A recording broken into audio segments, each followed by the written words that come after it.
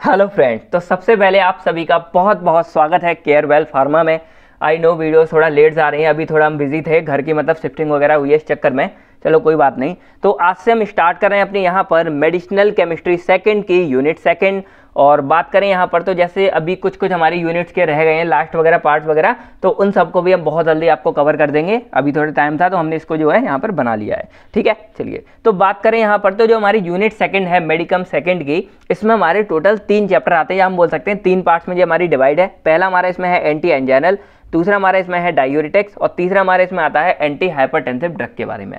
तो एक एक करके तीनों को समझेंगे भाई, एक वीडियो में तो कवर नहीं है, लेकिन हाँ इस चैप्टर को हम क्या करेंगे 3 पार्ट्स में आपको देंगे। 3 वीडियोस मतलब आपको मिलेगी, पहली आपको एंटी एंजाइनल की, दूसरी आपको डायूरेटिक्स की और तीसरी आपको मिलेगी एंटी हाइपरटेंसिव एजेंट्स की। तो जो आज की हमारी वीडियो रहेगी वो हमारी क्या रहेगी यहाँ पर एंटी एंजाइनल ड्रग्स, या आप एजेंट यहाँ पर बोल सकते हैं। ठीक है, चलिए तो बात करें अगर यहाँ पर हम इस वाले टॉपिक की, तो अगर आपको याद हो तो सेम ही फंडा हमने जो अपनी फार्माकोलॉजी में भी कवर किया था, और वहाँ भी हमने लगभग जो है 1 घंटे की वीडियो ली थी और आपको टोटल हमने जो है एंटी एंजाइनल के बारे में बताया था।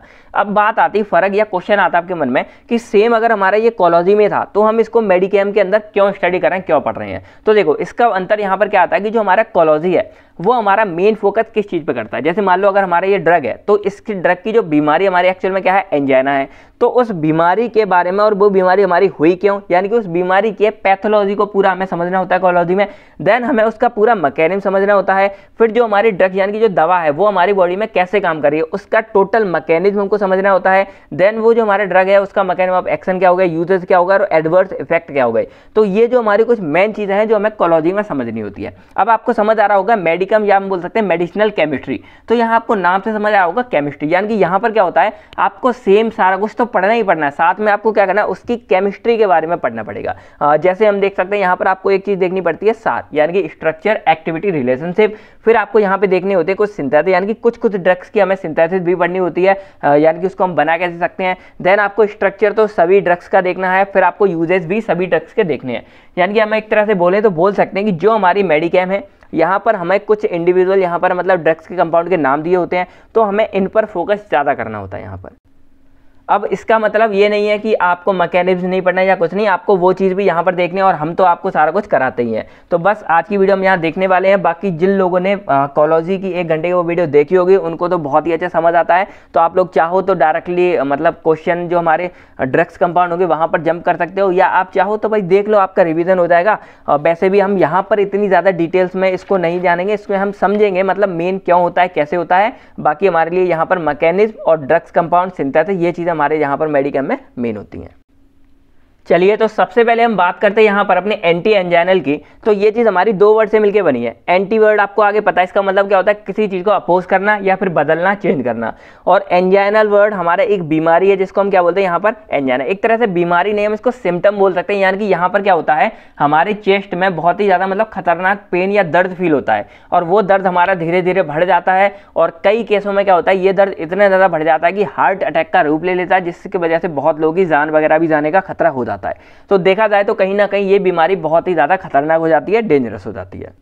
तो इसी बीमारी को ठीक करने के लिए जिन ड्रग्स या जिन कंपाउंड का हम यूज करते हैं उनको हम क्या बोलते हैं, एंटी एंजाइनल ड्रग्स, या हम बोल सकते हैं एंटी एंजाइनल एजेंट्स बोल सकते हैं। तो बस हमें जो है इन्हीं के बारे में अच्छे से पढ़ना है। तो अगर हमें किसी बीमारी को ठीक करना है, जैसे मान लो हमको अगर एंजाइना को इसको ठीक करना है, तो सबसे पहले हमारा फर्ज बनता है कि हम इसको जानें कि आखिर ये एंजाइना है क्या। और अगर हम एक बार इसको समझ गए तो हम इसको बहुत ही आसानी से जो है ठीक कर सकते हैं। बस हमको कमी पता लग जाएगी फिर कहाँ पे है, तो हम इसको जान जाएंगे। ठीक है, चलिए इसीलिए जैसे कहते हैं ना, मान लो किसी ने अगर कोई कार बनाई है या किसी ने कोई बाइक वगैरह बनाई है, तो अगर वहां पर कोई कमी आएगी तो जो मैकेनिक या जो बनाने वाला होता है या मैकेनिक होता है वो उसको बहुत अच्छे से ठीक कर सकता है। क्यों?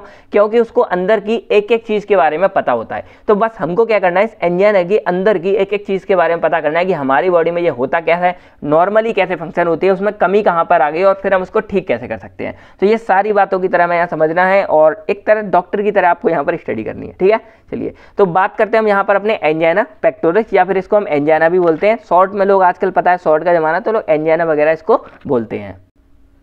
तो देखो नॉर्मली फंक्शन हमारे बॉडी में क्या होता है कि हमारा लंग्स के द्वारा ऑक्सीजन के साथ वाला ब्लड हमारा क्या होता है यहाँ हार्ट के पास पहुंचता है, और वो ब्लड जब हमारा हार्ट के पास पहुंचेगा तो वो क्या करेगा, वो ब्लड हमारा हार्ट के द्वारा पूरी बॉडी में डिस्ट्रीब्यूट होता है, यानी कि पूरी बॉडी में पहुंचता है। अब जो हमारा ब्लड है वो हमारा हार्ट के द्वारा पूरी बॉडी में पहुंच रहा है, उससे हमारी बॉडी में क्या हो रहा है, हमको ऑक्सीजन मिल रही है, फिर हमको कुछ क्या होते हैं, कुछ हमें न्यूट्रिशेंट मिलते हैं जिससे हमारी बॉडी में एनर्जी वगैरह आती है, फिर हमें कुछ और अदर एसेंशियल चीज़ें, जैसे मान लो कोई हमने ड्रग खाया या कोई दवा खाई है तो वो ड्रग दवा भी हमें उस ब्लड के सारे हमारी बॉडी के एक एक पार्ट में पहुंचता है। यानी कि देखा जाए तो हमारा जो ब्लड है वो हमारा बॉडी में एक ट्रांसपोर्ट सिस्टम की तरह काम करता है, यानी कि हमारी बॉडी में चीज़ों को पहुंचाने का काम करता है, जो काफ़ी ज़्यादा इंपॉर्टेंट है। और इसलिए ये जो हमारा पूरी साइकिल चलती है, यानी कि हम सर्कुलेशन ऑफ ब्लड वाली जो साइकिल की बात कर रहे हैं, जो वो हमारी बॉडी में चलती है वो काफ़ी ज़्यादा इंपॉर्टेंट है। उसी के तहत हमारी बॉडी में जो कुछ भी सामान पहुंचना होता है, कुछ एनर्जी हो, सोर्स हो, खाना मटेरियल हो, यानी कि जो कुछ भी हो XYZ चीज़ें सारी की सारी हमारी ब्लड के द्वारा पूरी बॉडी में सर्कुलेट होती हैं, बॉडी के एक एक पार्ट में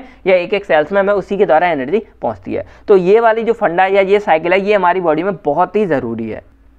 अब ये जो पूरी साइकिल चल रही है इसका मेन ड्राइवर कौन होता है, हमारा हार्ट होता है। यानी कि हार्ट ही एक्चुअल में जो हमारा क्या करता है, यहाँ से हमारे ब्लड को लेगा, फिर यहाँ से क्या करेगा, पंप करेगा। अब पंप वर्ड से आप समझ रहे हो, पंप वर्ड से क्या आपको एकदम समझ आ रहा है कि जैसे क्या होता है, हमारा जो ट्यूबवेल वगैरह होते हैं या हम बोल सकते हैं बम्बा बोलते हैं, यानी कि खेतों वगैरह में जो पानी देता है, यानी कि कोई मोटर आप समझ लो। तो मोटर क्या करती है, मोटर नीचे से पानी खींचेगी और बाहर से फेंक देगी। अब ऐसा तो नहीं है कि मोटर खुद पानी बना रही हो, मोटर भी कहीं ना कहीं से पानी खींच रही है और बाहर फेंक रही है। सेम हमारा हार्ट क्या कर रहा है, हार्ट हमारा यहाँ से लंग्स से पानी ले रहा है और यहाँ से इधर पंप करके पूरी बॉडी में भेज रहा है। तो एक तरह से ये भी हमारे पंप या मोटर की तरह काम करती है और यही हमारा पूरा का पूरा फंडा जो है चला रही है यहाँ पर। तो हार्ट हमारे लिए बहुत जरूरी है। अब यहाँ पर बात आती है कि आपको पता होगा जो हमारा जो है पंप या मोटर है वो भाई उसको चलने के लिए क्या चाहिए, इलेक्ट्रिसिटी यानी कि बिजली चाहिए।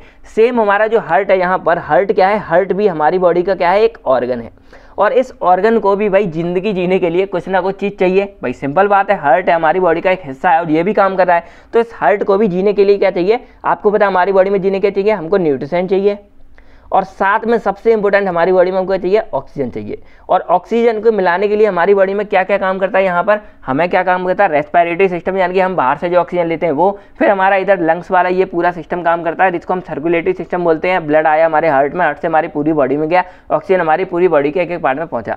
तो भाई यहाँ पर जो हमारा हार्ट है वो भी एक ऑर्गन है और उसको भी जिंदगी जीने के लिए क्या चाहिए, यहाँ पर ऑक्सीजन चाहिए। और जितना ज़्यादा काम करेगा उतनी ज़्यादा इसको ऑक्सीजन चाहिए और कम काम करेगा तो कम ऑक्सीजन चाहिए। यानी कि देखा जाए फाइनल मिला के तो हमारा जो हार्ट है इसको भी क्या चाहिए भाई, फाइनली ऑक्सीजन चाहिए। तो ये हमारा पूरा का पूरा सिंपल फंडा होता है। अब जो हमारा एंजाइना है इस केस में क्या होता है कि इस केस में जो हमारा हार्ट है इसको भी ऑक्सीजन चाहिए, तो इसको ये ऑक्सीजन हमारी क्या होती है, मिल नहीं पाती है। और जब हार्ट को भाई ऑक्सीजन नहीं मिल पाती है तो यहाँ पर जो हार्ट है वो अपना काम धीरे धीरे क्या कर देता है, काम करना कम कर देता है। और जब हार्ट अपना काम करना बंद कर देगा या कम कर देगा, उस कंडीशन में हमारा जो हार्ट होता है वो हमारा इधर हल्का सा लेफ्ट साइड पे होता है, मतलब पूरा लेफ्ट नहीं, हल्का सा लेफ्ट साइड होता है, 1/3 ऑफ द लेफ्ट साइड होता है।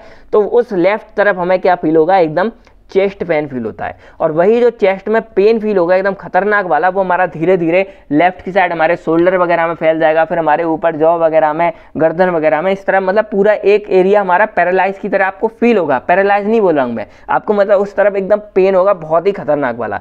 तो वो जो पेन हमारा होता है इसी हमको क्या बोलते हैं, एंजाइना। और वो एंजाइना में हुआ क्या, यानी कि जब हमारा जो हार्ट है उस खुद को ऑक्सीजन की सप्लाई क्या हो गई, कट मिल रही है, यानी कि कम मिल रही है, यानी कि ऑक्सीजन सप्लाई हमारे हार्ट को नहीं मिलती है। तो वो कंडीशन हमारी यहाँ पर क्या कहलाती है, एंजाइना पेक्टोरिस वाली कहलाती है। अब इसका रियल लाइफ एग्जांपल मैं आपको विजुलाइज कराता हूँ। देखो ऐसे आप लोगों ने कभी मूवीज़ वगैरह देखी होगी, तो वहाँ पर जो जैसे पुरानी मूवीज़ आती थी मोस्टली उन्हीं में होता था, 90s या अभी की भी मूवी में होता है। वहाँ पर जो मतलब ओल्ड पर्सन होते हैं उनको क्या, अगर मान लो किसी ने कोई ऐसी बात बोल दी जो उन पर मतलब सही नहीं गई, अटैक सा एकदम आता है, तो वो क्या करते हैं अपने लेफ्ट साइड पे, मान लो ये पर्सन है तो एकदम लेफ्ट साइड पे अपने दोनों हाथ इस तरह रखेंगे और बहुत तेज होने का होता है, दर्द सा फील होता है और धीरे धीरे वो क्या करते हैं, जमीन पे गिर जाते हैं। और कई कंडीशन में तो वो पर्सन बच जाता है और कई कंडीशन में वो पर्सन क्या हो जाता है, डेड कर जाता है। तो यहाँ पर भी क्या होता है, उनके लेफ्ट साइड पे एकदम मतलब पेन एकदम खतरनाक वाला दर्द फील होता है और वो दर्द हमारा धीरे धीरे हार्ट अटैक का रूप ले लेता है। और इस कंडीशन में बहुत से लोग जो है वो डेड कर जाते हैं, बहुत लोग बच भी जाते हैं। ऐसा जरूरी नहीं है कि मरना ही जरूरी है, बच भी जाते हैं बहुत लोग। तो ये कंडीशन हमारी कहलाती है एंजाइना पेक्टोरिस वाली। तो आपको ये तो पता लग गया कि यहाँ पर हमारे हुआ क्या एक्चुअल में, कि भाई ऑक्सीजन की जो सप्लाई थी वो हमारी क्या हुई, वो ऑक्सीजन को वो हमारे हार्ट को नहीं मिली, यानी कि हार्ट के पास हमारी ऑक्सीजन की कमी हो गई। और ऑक्सीजन की कमी होने की वजह से क्या होगा, हमारा हार्ट जो है वो अपना काम अब ठीक से नहीं करेगा। अब सिंपल सी बात है, आप लोग कॉलेज जा रहे हो, आप लोग स्टडी कर रहे हो, घर के छोटे मोटे काम कर रहे हो, मार्केट से सामान लाना ये लाना। अब अगर आपसे 2-3 दिन मतलब 2-3 दिन आपको खाना ना मिले, मतलब आपको जो चीज़ नहीं मिली जिसके तहत आप जी रहे हो, खाना नहीं मिला, दूध नहीं मिला, जीने के लिए कुछ नहीं मिला, धीरे धीरे क्या होगा भाई, आप कमज़ोर हो जाओगे, फिर आप पर काम नहीं होगा, आप अगले दिन कॉलेज की छुट्टी मारोगे, फिर और भी कोई काम कर सकते हो, फिर घर के काम भी नहीं होंगे, फिर भाई उठा ही नहीं जाएगा बेड से। तो ये सब रीज़न आपको होते सकते हैं। अगर आप खाना पीना नहीं खाओगे तो सेम हमारा हार्ट के साथ फंडा है भाई, यहाँ पर अगर इसको ऑक्सीजन नहीं मिले, क्योंकि हमारी बॉडी में ऑर्गन्स है, उनका क्या खाना पीना है, एक्चुअल में एक हमारा ऑक्सीजन भी उनका खाने की तरह है। तो अगर उनको ऑक्सीजन नहीं मिलेगा तो वो भी धीरे धीरे क्या होंगे, डेड कर जाएंगे और अपना काम कम करेंगे। तो ये इसका होता है मेन फंडा। अब हमारे लिए यहाँ पर एक और नया सवाल आता है कि भाई उसको ऑक्सीजन मिल क्यों नहीं रही, इसके पीछे क्या रीज़न हो सकते हैं। भाई कोई तो रीज़न होगा कि भाई ऑक्सीजन यहाँ पर हमको नहीं मिल रही है।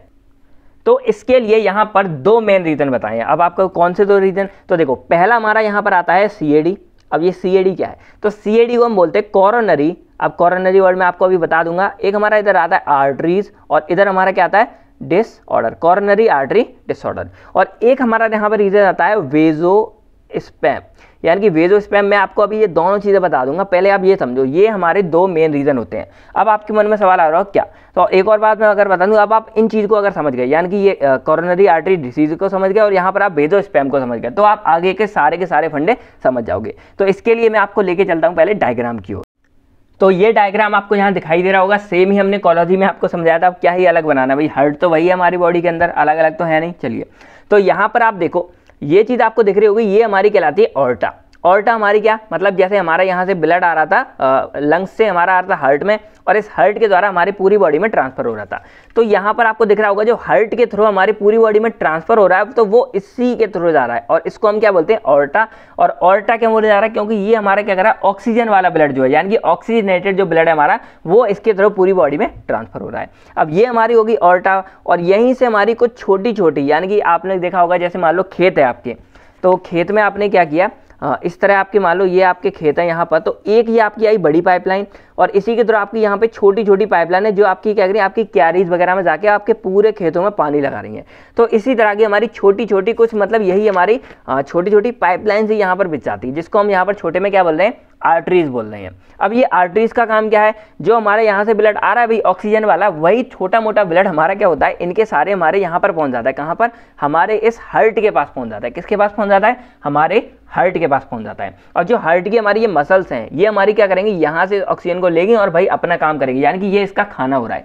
तो यहाँ पर ये जो हमारी आर्टरीज है, ये आर्टरीज अगर हमारी क्या होता है, ब्लॉक होता है, या इनमें कोई परेशानी आ जाए, तो ये कंडीशन हमारी कहलाती है कोरोनरी आर्टरी डिसीज। और इस कंडीशन में क्या होता है कि हमारा जो ब्लड है वो हमारा हार्ट के पास नहीं पहुंचता, और इस कंडीशन में हमारा जो हार्ट है उसके पास भाई ऑक्सीजन भी नहीं पहुंचेगा, और यहाँ पर हमारी जो है कमी हो जाएगी। नहीं समझे, चलो कंफ्यूज मत हो, मैं आपको सिंपल सा यहाँ पर और अच्छे समझाता हूँ। हमने क्या किया, इसको यहाँ पर जूम आउट कर लिया, तो आपको ये दिख रही होगी, ये हमारी आर्टरीज है, और ये हमारी कुछ इस तरह, ये इसकी बाहर वाली लाइन है, ये अंदर का हमारा ल्यूमन है, और यहाँ से हमारा पूरा ब्लड जा रहा था। तो देखो यहाँ से यहाँ तक ये पूरी ओपन थी, लेकिन यहाँ पर हमारे कुछ इस तरह के प्लेग जनरेट हो जाते हैं। ये भी मैं आपको बताऊंगा क्यों जनरेट हो रहे हैं आगे चल के, पहले आप ये समझो। तो यहाँ पर हमारे कुछ क्या होते हैं, प्लेग से इस तरह के जनरेट हो जाते हैं, और इस चक्कर में क्या होता है कि अब देखो हमारा ये ब्लड यहाँ से जा रहा है। अब मैं सिंपल आपको दिखाऊँ, मान लो ये हमारी आर्टरीज है, और यहाँ से हमारा फर्स्ट क्लास ब्लड जा रहा है। अब मान लो यहाँ पर अगर बीच में कोई चीज़ यहाँ पर हम खड़ी कर देंगे इतनी, तो भाई क्या ब्लड हमारे यहाँ से निकल पाएगा, नहीं। उसके लिए क्या रह गई, सिर्फ इतनी जगह रह गई भाई। अब हमारा ब्लड है वो सिर्फ इतनी जगह से यहाँ से बाहर जाएगा। तो अब क्या हुआ कि इतना एरिया हमारा यहाँ पर क्या हो गया, ब्लॉक हो गया एक तरह से। और इस चक्कर में यहाँ पर क्या होगा कि जो हमारी ब्लड यहाँ से जा रहा था, हमारे यहाँ से क्या जा रहा था, ब्लड जा रहा था, यानी कि ब्लड की सप्लाई हो रही थी, तो वो ब्लड सप्लाई क्या हो जाएगी, कम हो जाएगी। क्या हो गया भाई, ब्लड सप्लाई पहले जा रहा था इतने में से, अब जाएगा सिर्फ इतने में से। तो यहाँ पर क्या होगा, हमारा ब्लड की जो सप्लाई थी वो हमारी क्या हो जाएगी, कम हो जाएगी। और अगर हमारे यहाँ ब्लड की सप्लाई कम हो जाएगी, तो हमारा यहाँ पर ऑक्सीजन सप्लाई भी क्या हो जाएगी, कम हो जाएगी। अब आप कहोगे क्यों, क्योंकि भाई सिंपल सा फंडा है, यहाँ पर भी मैंने आपको बताया था कि हमारी पूरी बॉडी में जो ऑक्सीजन ट्रांसफर हो रहा है वो हमारा किसके सहारे जा रहा है, वो हमारा ब्लड के अंदर होता हुआ जा रहा है, यानी कि जो ऑक्सीजन है वो हमारे ब्लड के अंदर होता हुआ पूरी बॉडी में ट्रांसफर हो रहा है। और यहाँ पर क्या हुआ कि यहाँ पर हमारा ऑक्सीजन, जो हमारा ब्लड है उसी की सप्लाई कम हो गई। तो अगर ब्लड हमारा कम होता है तो हमारा ऑटोमेटिक जो ऑक्सीजन लेवल भी क्या हो जाएगा, यहाँ पर कम हो जाएगा। तो ऑक्सीजन की जो सप्लाई है वो भी हमारी यहाँ पर क्या हो जाएगी, कम हो जाएगी। और इसकी वजह से क्या होगा कि अब यहाँ पर देखो ये हमारी यहाँ से मान लो हमारा अच्छा खासा ब्लड आया, लेकिन यहाँ पर हमारा ब्लॉकेज है, तो इस वजह से अब हमारा यहाँ से ब्लड है वो हमारे यहाँ से बहुत ही कम जाएगा। और जब हमारा ब्लड यहाँ से कम जाएगा तो यहाँ पर क्या होगा, ऑक्सीजन भी हमारा क्या हो जाएगा, कम हो जाएगा। और यहाँ से ऑक्सीजन हमारा कम हो जाएगा तो जो हमारा हार्ट है जिससे ये हमारी पूरी आर्टरी जुड़ी हुई है, तो उस हार्ट को भी हमारा क्या होगा, ऑक्सीजन जो है कम मिलेगा। और इस चक्कर में देखो हमारी यही फिल कंडीशन आ गई, यानी कि ऑक्सीजन हमें यहाँ पर क्या मिलेगा, हमें ऑक्सीजन कम मिलेगा। और ऑक्सीजन अगर हमारा कम मिलता है तो वो कंडीशन हमारी यहाँ पर क्या हो जाती है, एंजाइना वाली, यानी कि चेस्ट पेन वगैरह होता है और हमको एंजाइना होता है। तो यहाँ पर आपको एक चीज़ समझ आ गई क्या, कि यहाँ पर हमारा क्या हो जाएगा, ऑक्सीजन की क्या हो गई है, ऑक्सीजन की सप्लाई क्या हो गई, यहाँ पर हमारी कम हो गई है। तो ये हमारा मेन होता है यहाँ पर कोरोनरी आर्टरी डिसीज। अब आप लोगों के मन में एक सवाल और आ रहा होगा, ये हमारी एक्चुअल में चीज़ क्या है। तो देखो इसको हम वैसे बोलते हैं, क्या बोलते हैं यहाँ पर, प्लेग, और एक और नाम इसको हम बोलते हैं एथीरोमा। तो देखो होता क्या है, देखो आपको पता है हमारी बॉडी में लिपिड्स वगैरह भी प्रेजेंट होती है, हम ट्राइग्लिसराइड बोलते हैं, कार्बोहाइड्रेट्स वगैरह से ये चीज़ बनती है हमारी, ट्राइग्लिसराइड लिपिड्स हो गई। तो ये चीज़ भी हमारी बॉडी में जरूरी होती है भाई, एनर्जी के सोर्स है हमारे, ग्लूकोज वगैरह ये सब चीज़ें, बहुत सारी चीज़ें हैं। तो ये भी क्या होती है हमारे ब्लड के साथ, यानी कि ब्लड के साथ ही हमारी ये बहती रहती हैं। जैसे मैं आपको यहाँ पर दिखाऊँ अगर, तो लेट करो कि ये हमारी है ब्लड वेसल्स, और ये हमारा रेड कलर में ब्लड बह रहा है, और इसमें साथ में हमारे बहुत से कंपाउंड होते हैं। ऐसा नहीं है कि मैं सिर्फ ये बता रहा हूँ, मान लो कोई ड्रग पार्टिकल भी जा रहा है इसके अंदर, और हमारे यहाँ पर लिपिड्स भी जा रही हैं और चीज़ भी जा रही हैं। तो अगर हमारे मान लो लिपिड जो होते हैं हमारी बॉडी में, यानी कि मोटापा वगैरह जिसके लिए रिस्पॉन्सिबल होता है, अगर ये चीज़ हमारी बॉडी में ज़्यादा हो जाती है, क्या हो जाती है, अत्यधिक मात्रा में, एक्सेस में, तो ये क्या होती है, ये हमारे धीरे धीरे मान लो इस जगह पे हमारी स्टोर हो गई। अब आपको पता है कि हमारी यहाँ पे चिपक गई, अब यहाँ से हमारा और बहेगा, तो देख ये है, अगर ये ऐसे निकल गया तो निकल गया, लेकिन अगर इसमें टकरा गया तो फिर चिपक जाएगा। ये हमारा आगे गई, ये आगे निकल यानी कि फिर टकराएगा तो इसमें फिर चिपक जाएगा। और इस तरह करते करते ये एक दूसरे से अटैच होके क्या हो जाते हैं, कुछ इस तरह से हमारे ये बड़े होते जाते हैं, और इस तरह से ये हमारे बीच में एक पहाड़ की तरह यहाँ पर ब्लड वेसल्स में ये बनते चले जाते हैं। और इस चक्कर में यहाँ पर क्या हो जाता है, यहाँ पर इस तरह के ये पूरे के पूरे हमारे प्लेग या फिर एथीरोमा हमारा डेवलप हो जाता है। और अब इस कंडीशन में क्या होगा कि अब जो हमारा ब्लड जाएगा भाई, वो ब्लड इस सारे से बाहर नहीं निकल पाएगा, क्योंकि ये मजबूत एक तरह से बन जाते हैं, तो ब्लड केवल हमारा इतने एरिया से बाहर जाएगा। और इस चक्कर में हमारी ऑक्सीजन की जो सप्लाई होगी वो हमारी क्या हो जाएगी, यहाँ पर कम, क्योंकि हमारा इनडायरेक्टली क्या होगा, यहाँ ब्लड भी हमारा कम हो गया। तो ये कंडीशन हमारी कहलाती है एथीरोस्क्लेरोटिक, जिसको हम पहले शायद पढ़ भी चुके हैं। और इसी कंडीशन की वजह से हमारा जो ये ऑक्सीजन है उसे कम हो गई, और इसी वजह से हमारा जो एंजाइना है वो हमारे यहाँ पर डेवलप हो जाता है। सबसे मेन रीजन यहाँ पर यही होता है इस चीज़ का। दूसरी हमारी एक चीज़ और होती है जो मैंने आपको क्या बताई थी, पहला हमारा हो गया कोरोनरी आर्टरी, जिसे आपने देख लिया कैसे। दूसरा होता है वेजोस्पैम। तो इसमें क्या होता है कि लेट करो हमारा यहाँ से ये जा रहा है, अब मान लो इसी सिकुड़न में या किसी बाहरी मटेरियल, मतलब किसी भी वजह से ये जो हमारी नस है, यानी कि ये जो आपको दिख रही होंगी ये आर्टरीज है, ये हमारी इस तरह होता है, मान लो यहाँ से हमारी नॉर्मल साइज में चलती आ रही है, यहाँ भी नॉर्मल, लेकिन यहाँ पर क्या हो गई, सिकुड़ गई एक तरह से, या इसको बोल सकते हैं ऐसे ट्विस्टिंग हो गई, या किसी वजह से ये हमारी यहाँ पर क्या हो गई, नैरो हो गई, यानी कि पतली हो गई। तो अब भाई नॉर्मल सी बात है कि हमारा जो यहाँ से ब्लड निकल रहा था वो तो हमारा ज़्यादा निकल रहा होगा, लेकिन इस कंडीशन में हमारा ब्लड है वो बहुत ही कम मात्रा में निकल रहा होगा। जैसे मैं सिंपल आपको बताऊं, मान लो कहीं से आप पाइप से पानी दे रहे हो कहीं, और बीच में क्या होता है, पाइपों पे लोग पैर रख लेते हैं ना आपको चिढ़ाने के लिए या किसी वजह से, तो वहाँ पे किसी ने मान लो यहाँ बीच में पैर से उस पाइप को दबा दिया, तो यहाँ से पानी की सप्लाई क्या हो जाएगी, कम। सेम हमारा यहाँ पर होता है ब्लड के केस में, मान लो या तो बाहर से कोई भाई और चीज़ें आ गई, हमारे लिपिड या भारी भारी पार्टिकल्स आ गए, जिसकी वजह से हमारा ये यहाँ दब गया, या मान लो किसी और वजह से हमारी ट्विस्टिंग हो गई, या कभी कभी एक्सटर्नल रीजन की वजह से भी हमारे ये ट्विस्ट हो जाते हैं, या इस तरह हमारे सिकुड़ जाते हैं या पतले हो जाते हैं किसी वजह से। तो इस कंडीशन में क्या होगा कि अब जो हमारा ये ब्लड है ये हमारा यहाँ से ईजिली क्रॉस नहीं कर पाएगा, और यहाँ पर हमारा क्या हो जाएगा, यहाँ से ब्लड हमारा यहाँ क्रॉस नहीं करेगा, तो यहाँ पर जो ब्लड की सप्लाई वो हमारी क्या होगी, कम हो गई। और जब ब्लड की सप्लाई कम होगी तो भाई इनडायरेक्टली क्या होगा, यहाँ पर ऑक्सीजन सप्लाई भी कम हो जाएगी। और अगर यहाँ पर हमारी क्या होगी, ये ऑक्सीजन की सप्लाई हमारी यहाँ पर क्या हो रही, कम हो रही है, तो सिंपल सा बात है भाई, ऑक्सीजन सप्लाई कम होगी तो यहाँ पर हमारे हार्ट अपना काम करना बंद करेगा, और हार्ट काम करना बंद करेगा तो एकदम चेस्ट में खतरनाक सा पेन होगा, जिसको हम एंजाइना बोलेंगे। तो यहाँ पर भी आपको ये दोनों रीजन से पता चल गया कि आखिर क्यों हमारी बॉडी में ये एंजाइना या हमको चेस्ट पेन देखने को मिलता है। तो देखो ये रीजन तो आपको यहाँ पता चल गए। अब हमारे रीजन कुछ और आते हैं जो मैं आपको बता दूं। जैसे मान लो हमारा हार्ट है, अब हार्ट को काम करना पड़ जाए एक्सेस में, काम मतलब आप कह रहे हो कैसा, तो भाई सिंपल मान लो आप लोग हो, तो आप लोग नॉर्मल अपना बॉडी का फंक्शन कर रहे हो, सारा कुछ कर रहे हो। अब मान लो आपसे कोई मतलब गधा मजदूरी कराने लग जाए, मान लो कोई एक्सेस में आपसे काम करवा रहा है, या मुझसे ही मान लो जैसे हमारी अभी शिफ्टिंग हुई थी घर की, तो भाई बहुत काम करना पड़ा, नीचे से सामान ऊपर पहुंचा रहे हैं अपने रूम पर, मतलब सारा कुछ पहुंचा रहे हैं, भर भर के सामान ले जा रहे हैं, 2-3 दिन लगातार काम कर रहे हैं, ये सेट करो वो सेट करो, मतलब बहुत ही ज़्यादा काम पड़ गया बॉडी पे। तो इससे हमारी बॉडी को क्या होगी, कमजोरी। तो बॉडी को और ज़्यादा क्या चाहिए, डाइट चाहिए, और ज़्यादा खाने को चीज़ें चाहिए। तो सेम कंडीशन हमारी मान लो यहाँ हार्ट के संग हो गया, मान लो हमारा बीपी इंक्रीज हो गया, किसी और रीजन से, भाई कोई अदर रीजन से हमारा ब्लड प्रेशर बढ़ गया। तो आपको पता है जब हमारा बीपी बढ़ जाता है तो हमारे हार्ट को क्या चाहिए, भाई जल्दी जल्दी सारा कुछ वो करना पड़ेगा, ब्लड प्रेशर बढ़ गया तो जल्दी जल्दी सारे काम हमारे इसको हार्ट को करने पड़ते हैं। तो इस कंडीशन में क्या होगा कि हमारा हार्ट है, इसको भाई काम जो हार्ट का वर्कलोड है, हार्ट का क्या एक्चुअल में वर्कलोड हमारा बढ़ गया है। और अगर हार्ट का वर्कलोड बढ़ जाएगा तो भाई हार्ट की ऑक्सीजन की जो डिमांड है, क्या है, ऑक्सीजन की डिमांड है, वो हमारी क्या हो जाएगी, यहाँ पर इंक्रीज हो जाएगी। तो ये भी कहीं ना कहीं एक रीजन है कि मान लो यहाँ से जितना हमको ऑक्सीजन मिलना चाहिए था उतना हमको मिल रहा है सफिशिएंट अमाउंट में, लेकिन यहाँ जो हार्ट है उसका भाई वर्कलोड बढ़ गया, या बीपी बढ़ गया, या और कोई रीजन हो गया, इस वजह से क्या होगा कि भाई हमारा जो हार्ट है उसकी ऑक्सीजन की डिमांड ही ज़्यादा हो गई। यानी कि मिल तो उसको ठीक रही, मान लो उसको भाई 2 किलो चाहिए तो उसको मिल तो 2 किलो रही, लेकिन यहाँ हार्ट को चाहिए ज़्यादा, यानी कि उसको 3 किलो या 4 किलो चाहिए। क्यों? क्योंकि भाई हार्ट को क्या करना पड़ा है, यहाँ पर काम ज़्यादा करना पड़ता है। तो ये भी एक रीज़न कहीं ना कहीं हो जाता है हमारे हार्ट के पीछे, जहाँ पर कि हार्ट को भाई काम एक्सेस में करना पड़ रहा है, बाकी जो चीज़ें थी वो उसको नॉर्मल मिल रही थी। तो यहाँ पर आपको 2 चीज़ें एकदम देखने को यहाँ पर मिल जाती हैं। पहला यहाँ पर क्या हो रहा है कि या तो ऑक्सीजन की सप्लाई क्या हो जाए यहाँ पर कम हो गई, यानी कि ऑक्सीजन जितना चाहिए उतना उसको मिल नहीं रहा। दूसरा, ऑक्सीजन की डिमांड हमारी हार्ट की बढ़ गई। तो ये दोनों ही रीज़न कहीं ना कहीं क्या हो जाते हैं, हमारे एंजाइना, यानी कि अब हमारा हार्ट जो है वो सही से काम नहीं करेगा, इसकी वजह से हमारे हार्ट में चेस्ट पेन होगा और वो एंजाइना को कॉज कर सकता है। तो ये रीज़न आपको यहाँ पर मेन पता लगा क्या हो सकते हैं, लेस ऑक्सीजन सप्लाई और मोर ऑक्सीजन डिमांड। और वैसे मैंने आपको रीज़न बता दिए क्या है, क्यों, क्योंकि एक तो कॉर्नरी आर्टरी डिजीज, यानी कि जब हमारी ये आर्टरी क्या हो सकती है, ब्लॉक हो सकती है हमारे हार्ट की, तब ये कंडीशन हो सकती है। दूसरी हमारी क्या होगी, यहाँ पर वेजोस्पैम, यानी कि हमारी जो कॉर्नरी आर्टरी हमारी इस तरह से सिकुड़ जाए, या स्पैम यानी कि कॉन्ट्रैक्ट हो जाना, ज़्यादा कॉन्ट्रैक्शन होगी एक तरह से, तब भी हमारा हार्ट जो है यहाँ पर प्रॉपर ब्लड सप्लाई नहीं होगी, तो प्रॉपर ऑक्सीजन नहीं पहुँचेगी। तो ये 2 रीज़न हमारे मेन यहाँ पर इसके लिए होते हैं। चलिए, तो अब हम जानते हैं कि आखिर अब मान लो किसी को एंजाइना हो गया, तो वैसे तो मैंने आपको बता दी, लेकिन क्या रीज़न हो सकता है एक्चुअल में, तो उस बंदे का हार्ट फेल होने का सबसे ज़्यादा खतरा होता है, और डेथ वगैरह होने के भी चांस बढ़ जाते हैं, हार्ट अटैक आने का चांस बढ़ जाता है, और एक तरह से उस पूरे बंदे की जिसको मतलब ये प्रॉब्लम है, मॉर्टिलिटी बढ़ जाती है। अब मॉर्टिलिटी क्या होती है, डेथ होने के चांस, यानी कि मरने के चांस एक तरह से यहाँ पर ज़्यादा इंक्रीज हो जाते हैं। तो ये सब इसके लिए रीज़न होते हैं। कुछ रिस्क फैक्टर की बात करें तो वही मैंने आपको बताया, अगर किसी की बॉडी में हाइपरलिपिडेमिया हो गया, यानी कि मान लो लिपिड्स वगैरह ज़्यादा बन रहे हैं, तो इस सेकंड में क्या होगा भाई, ये प्लेक जनरेट होने की ज़्यादा हो जाएगी, तो यहाँ पर कॉरोनरी आर्टरी की संख्या ज़्यादा बढ़ जाती है।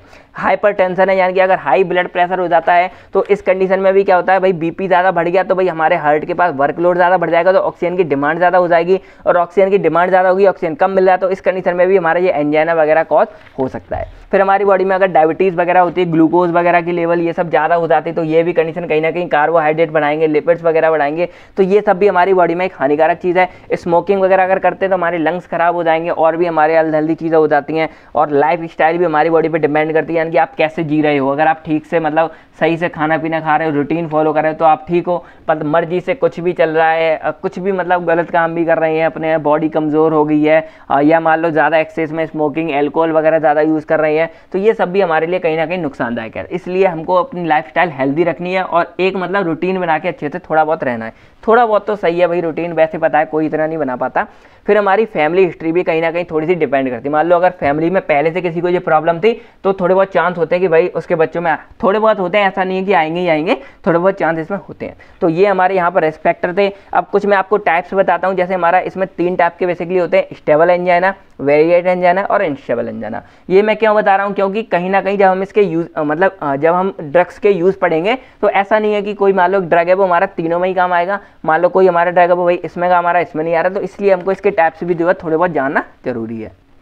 तो पहला हमारा इसमें आता है स्टेबल एंजाइना, और स्टेबल एंजाइना को हम जो है क्लासिकल एंजाइना नाम से भी जानते हैं। अब इसका एक्चुअल में मतलब यहाँ पर सिंपल क्या है, तो ये वो एंजाइना है जिसको हम प्रीडिक्ट कर सकते हैं, यानी कि हमें मतलब अनुमान लग सकता है कि यहाँ हो सकता है। क्यों? क्योंकि ये जो हमारा एंजाइना है, ये हमारा किसी एक्सरसाइज की वजह से, या कोई इमोशन की वजह से, या वर्कलोड ज़्यादा करने की वजह से बढ़ता है। अब जैसे एग्जांपल बताओ, कोई ज़्यादा मतलब एक्सरसाइज कर रहा है, या आप लोगों ने कभी कभी मूवीज़ या इनमें देखा होगा, मान लो किसी के पीछे गुंडे पड़ जाते हैं, या कोई भागता रहता है, और अगर वो ज़्यादा लंबे समय तक भागता, मान लो आधा 1 घंटे तक भाई पीछे भाग ही रहा है, तो उसकी क्या हो जाती है, धीरे धीरे सांसें फूल जाती हैं, और उसका क्या होता है भाई, भागने की कंडीशन में जो उनका हार्ट है उस उस हार्ट को क्या करना पड़ेगा, काम ज़्यादा करना पड़ेगा। और इस कंडीशन में ऑक्सीजन की डिमांड क्या हो जाएगी, ज़्यादा। और जल्दी तेज तेज भागते हैं तो भाई मुंह से आप देखा होगा भाई नाक से सांस नहीं लेते, मुंह से मुंह खोल के सांस लेने लगते हैं। क्यों? क्योंकि भाई ऑक्सीजन की डिमांड ज़्यादा बढ़ जाती है, ऑक्सीजन हमको कम मिलता है। और इस कंडीशन में अगर फिर भी वो बंदा भागता जा रहा है, जान है तो जहान है, भाग रहा है, तो इस कंडीशन में क्या होगा भाई, ऑक्सीजन की डिमांड धीरे धीरे कम होगी।